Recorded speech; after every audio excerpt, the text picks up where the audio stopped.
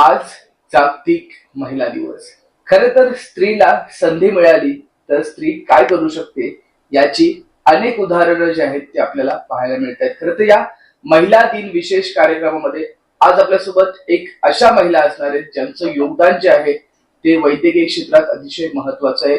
खरं तर त्या गेल्या अनेक वर्षांपासून बदलापूरमध्ये असलेल्या ज्या काही वैद्यकीय समस्या आहेत त्या निर्भीडपणे सोडवताना आपल्याला पाहायला मिळत आहे. खरं तर एक रणरागिणी म्हणून ज्यांची ओळख आहे अशा पल्लवी गुजर जी आहेत आपल्यासोबत असणार आहेत.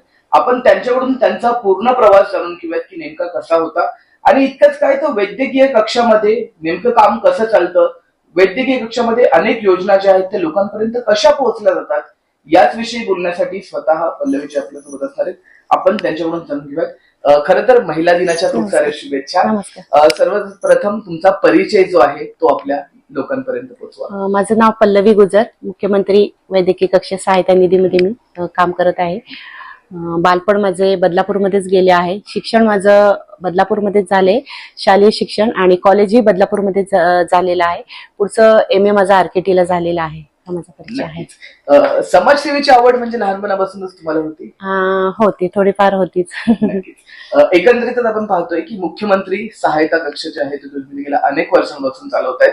याचं काम जे आहे ते नेमकं कसं चालतं? मुख्यमंत्री सहायता निधी म्हणजे गरजू लोक आर्थिकदृष्ट्या खूप गरीब असतात, त्यांना मुख्यमंत्री सहायता निधीतून आपण निधी मंजूर करून देतो.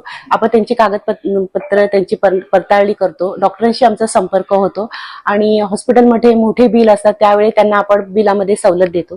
त्यामुळे हे काम वैद्यकीय कक्षाची जी आहे ती नेमकी सुरुवात कशी झाली?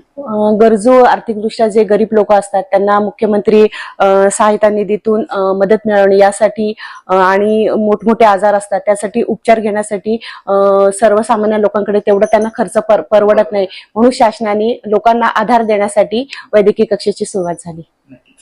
एकंदरीत असं म्हटलं जातं की रुग्णसेवा हीच ईश्वर सेवा असते आणि त्याच पावलावर पाऊल टाकायचं काम जे आहे ते तुम्ही करत असतात. असा एखादा प्रसंग, कारण गेल्या अनेक वर्षापासून तुम्ही जी आहे ती सेवा करतायत, असा एखादा प्रश्न जेव्हा एखादा रुग्ण जो आहे तो खूप बाधित आहे, त्याला खूप पीडा आहे, आणि जेव्हा त्याची समस्या जेव्हा दूर केली जाते तर ती काय नेमकी भावना असते?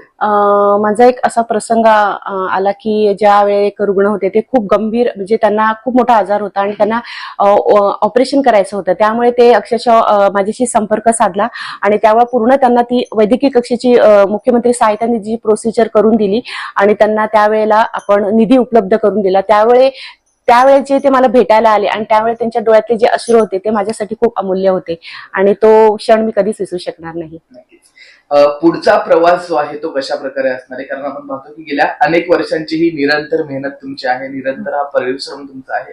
पुढे आपला प्रवास जो आहे तो कशा? पुढे हा प्रवास असाच चालूच राहणार आणि लोकांपर्यंत ह्या गरजा योजना लोकांपर्यंत पोहोचणं हे सातत्याने मी प्रयत्न करते. आपण पाहतोय की रुग्णांची सेवा करण्याची संधी जी आहे ती आज तुम्हाला मिळालेली, त्याचं श्रेय जे आहे ते तुम्ही नेमकं कुणाला द्याल? याचे श्रेय मी माननीय तुकाराम म्हात्रे दादा यांना देत आहे, कारण का त्यांनी इतकं सुंदर हा प्लॅटफॉर्म ओपन केला आहे आणि त्यांच्या थ्रू त्यांनी मला या ठिकाणी बसवलं आणि माझ्यावर विश्वास टाकला आहे. त्याबद्दल मी त्यांचे खूप धन्यवाद आहे. आणि दुसरी गोष्ट, माननीय वामन दादा म्हात्रे यांच्या ऑफिसमध्ये बसून आज मला कोणताही त्या ठिकाणी त्रास न होता पूर्ण काम तिथं माझं वैद्यकीय कक्षेचा होत असतं, त्यांनाही मी खूप धन्यवाद देत आहे. जसं की आपण पाहतो की या वैद्यकीय कक्षाची गरज जी आहे ती नेमकी का निर्माण झाली? समाजामध्ये मी वावरत असताना असे काही लोक पाहिले आहेत की हॉस्पिटलमध्ये सगळ्या सुखसुविधा असतात, योजना असतात, पण त्या त्यांच्यापर्यंत पोहोचत नाहीये. आणि त्या त्यांच्यापर्यंत पोहोचवण्यासाठी की आपण यासाठी काहीतरी करावा म्हणून यासाठी मी ही सुरुवात केलेली आहे. नक्कीच. आणि एकंदरीत पाहतो की आपण ज्या समाजात जन्म घेतो किंवा ज्या समाजात आपण वावरत असतो त्या समाजाला, म्हणजे आपण ज्या समाजात राहतो त्या समाजाचंही आपलं काहीतरी देणं असतं, या उद्देशाने मी ही भावना मनामध्ये निर्माण झाली आणि वैद्यकीय कक्षेची सुरुवात. प्रामुख्याने आपलं जे काम चालतं ते फक्त बदलापूर शहरापुरतं चालतं की ऑल ओव्हर महाराष्ट्र राज्यामध्ये? नाही, पूर्ण ऑल महाराष्ट्रामध्ये आपलं काम चालू असतं. रात्रीही आपल्याला फोन आला तर एखाद्याला ब्लडची व्यवस्था किंवा अँब्युलन्स हवी असेल तर आपण ते रात्री अपराधी त्यांची ती सोय आपण पूर्ण करतो. जे काही गरजू रुग्ण असतील ज्यांना आपल्याशी संपर्क करायचा असेल तर त्यासाठी संपर्क क्रमांक आपला? माझा संपर्क क्रमांक आहे 7447863334. मॅम, जसं की आपण पाहतोय गेल्या अनेक वर्षांपासून तुम्ही या क्षेत्रामध्ये आहात, अनेक असे अनुभव जे आहेत ते तुम्हाला येत असतील.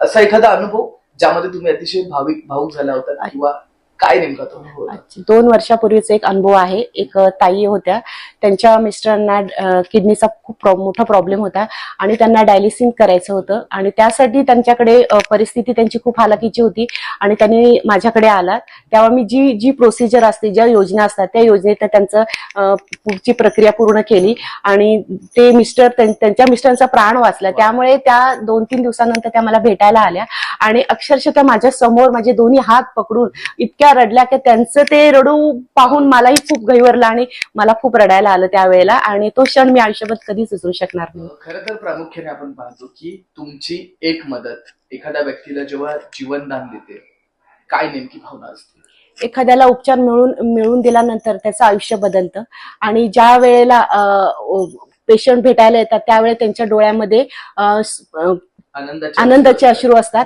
प्लस हे काम फक्त कागदपत्रावरच नाही राहतात, तर प्रत्येक नागरिकाच्या हृदयाला ते स्पर्श करून जातं.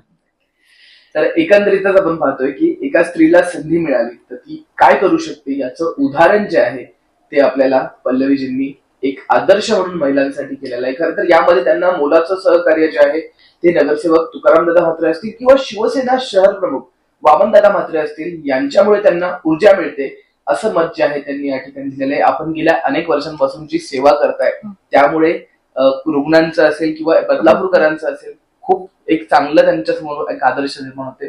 आपले खूप खूप धन्यवाद आणि आपण वेळात वेळ काढून या ठिकाणी आलात आणि एक छानसा आपली मुलाखत दिली. आपली ही मुलाखत नक्कीच त्या महिलांसाठी एक इन्स्पिरेशन असेल, एक ऊर्जा असेल ज्या आपल्याला या व्हिडिओ मार्फत पाहताय.